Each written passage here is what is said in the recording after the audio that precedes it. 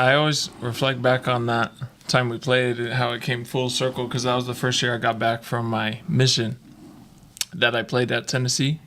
BYU came here, and all that I remember is the people were super cool, super nice. Until BYU won. Probably. Didn't see anyone after. But the environment was crazy. Crazy environment at Neyland. What about for you? I guess my experience is a little bit different because going at Vanderbilt, it's a little bit of a rivalry, right? And my freshman year we had just beat Tennessee 3 years in a row. So it was like we were going to Neyland, and I remember we were driving underneath the bridge or something like that, and we were just getting pelted. Like our bus was getting hit by a whole bunch of stuff, and I was like, what is going on? They're like, oh, this is like very much regular.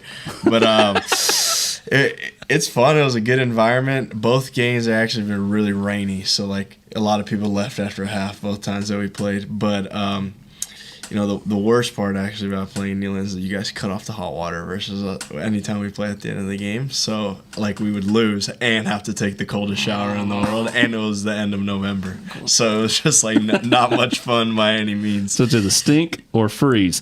Take me through getting here, kind of acclimating to Tennessee. What have you enjoyed about it since you've been here the last couple of months, and what's it been like? It's been super smooth for me. Being married, it's always another challenge. Sure. You got to bring another partner with you, and my wife's enjoyed it as well. It's easy for me having football, having a team, and somewhere to be every day. Smooth transition, not hard at all. But to Knoxville, it's super a great place. I think we've enjoyed that. It's like such a relaxed environment. Kind of fits us, and starting to get into the scene a little bit. Still trying to figure out the fishing scene. That's what I like to do, and some of those type of things. But it's been good so far. Yeah, honestly, it feels more normal here than where I was before. It was a little bit of culture shock. So it's nice to get back into some semblance of things that I'm used to. I know Tennessee pretty well because I was here for 3 years prior to that. But it's nice. Everybody here is really supportive and such, and my family likes coming out here. So it has been good overall. When some guys on the team want to roll to Nashville, are you like, yeah, I don't know lots about that. Let's roll. I definitely know a lot about it. I always explain Nashville as it was great to be there for 3 years and get my degree, but like I would never want to like live there. It's just like so much is going on, and it's just going to continue to keep going that way because of what's going on over there. Sure. So it's a nice 2-3 day visit, and then get out of there. That's for sure. You come in, we all gonna everybody's gonna make the grandpa jokes. I'm sure you catch a little bit of that with the team, but you come in as kind of this veteran guy in a room that is really young outside of Aaron Beasley. I mean, it's all kind of freshmen and then early enrollees that should be finishing up their high school career. Mm-hmm. What's that like in that room? And do you feel like you can kind of impart some wisdom on some of those young guys like Arian Carter or T-Land or Jalen Smith? Yeah, it's been good to get to know the guys. I feel like they're teaching me. I'm learning so much from these guys over here, and whatever needs to be done in the room, or I hope I can impart some type of wisdom or knowledge in the 5 years I've been playing. But really, I'm just grateful to be in the room, be around those guys. Those guys are some studs and some ballers, and I'm grateful for it. What have you guys enjoyed about Brian Jean-Marie and Willie Martinez? Coach Willie is just a man with like a great personality and like care for everybody in the room. It doesn't matter. We got a lot of guys in the room because we meet as DBs together, but Coach Willie could tell you something important about everybody in the room, which is something that like I really appreciate regardless of the amount of guys that we got. And he's going to hold us to the standard at all points of the day. It doesn't matter what's going on. And so it's good because, sometimes people get lost in the cracks with so many guys on a team, and especially with so many guys in one position. But Coach Willie makes sure that everybody feels, loved at the end of the day, and that's what you need when you get to this type of stage. And you got a lot going on, so it's good to have those types of people. Yeah, similar to Coach BJ, I think that in the little time that I've known him as a coach, is he really cares about the players, like really cares about who we are, what we want to do with our life, our future, and what's to come.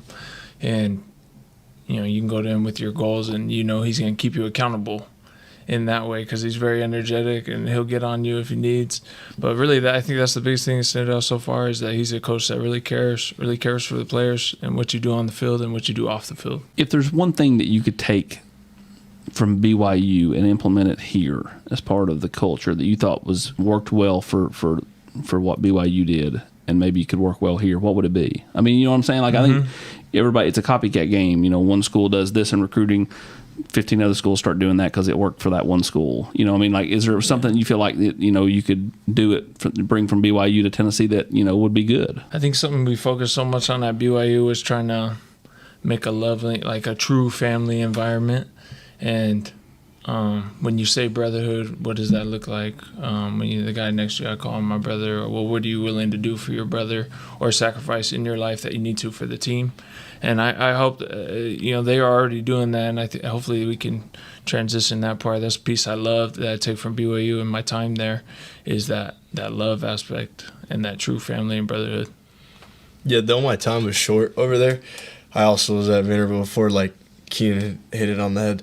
The love aspect's big over there because I had just walked in and I felt like I'd been there for 5 years just like Keenan. I think that if you could bring that in anywhere you go, especially here at Tennessee, but anywhere in life, it just will make everything go more smoothly. And I see the guys on the team, they all hang out. They all, you know, love each other, but translating that love to the field also will just, you know, get us to bigger places than even they did this past season, I think. So as you roll through spring practice, what do you want to get done this spring? I mean, starting spots aren't won in spring ball, but you can obviously take a step towards that. What do you want to get accomplished, you know, through these 15 practices? Yeah, I want to become a better athlete, better player on the field, and better studier in the film room. I think during spring ball and most importantly, getting to know the guys and building the culture that we need to, and getting accustomed to how things are here in Tennessee. I think that's a big thing I'm looking forward to in spring. Yeah, I guess kind of the same aspect of Keenan. But, like, I want to be able to understand the guys that I play with on the back end, especially the guys that play safety and star. Because, of course, at corner, I do my certain thing, but I have to understand who's going to help me and where. I want to be able to know what guys like to call when we're in certain situations, so I don't ever have to worry about we were on two different pages, because, you know, playing DB, miscommunication is the reason why you get beaten a good majority of the time. So if I'm able to be on the same communication scale with everybody on the field, I think that'll just, you know, roll over to the football season and, you know, eliminate some of the mistakes that were made through the film watching that I've seen this past year. Hey, thanks so much for watching the video here at Volquest on YouTube, the leading source of University of Tennessee football, basketball, and recruiting. Be sure to check out our latest video right here and our latest live show right above it. All that at Volquest.com and Volquest on YouTube.